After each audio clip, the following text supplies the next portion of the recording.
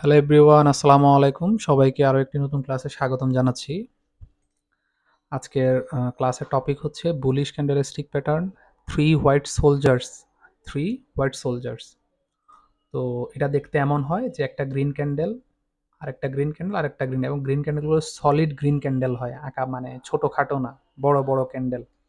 এটার একটা নাম আছে, মারুবুজু ক্যান্ডেল বলে, ওই ধরনের বলতে পারেন। এই ধরনের তিনটা গ্রিন ক্যান্ডেল যখন আপনি দেখতে পারবেন মার্কেটে, তখন আপনি বুঝে যাবেন যে মার্কেটে উপরের দিকে যাবে। মার্কেট একটু মনে করেন এটার পর একটু নিচে আসতে পারে, কিন্তু ওভারঅল মার্কেট কোথায় যাবে? উপরের দিকে যাবে।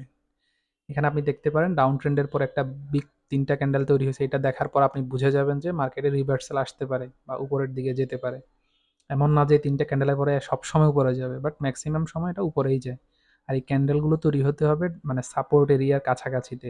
রেসিস্ট্যান্স এরিয়াতে তৈরি হলে ওইটা আবার ভিন্ন ব্যাপার, ঠিক আছে? তো থ্রি হোয়াইট সোলজার্স মানে তিনটা বড় বড় গ্রিন ক্যান্ডেল, তো এটা মাথায় রাখবেন। সবাইকে ধন্যবাদ।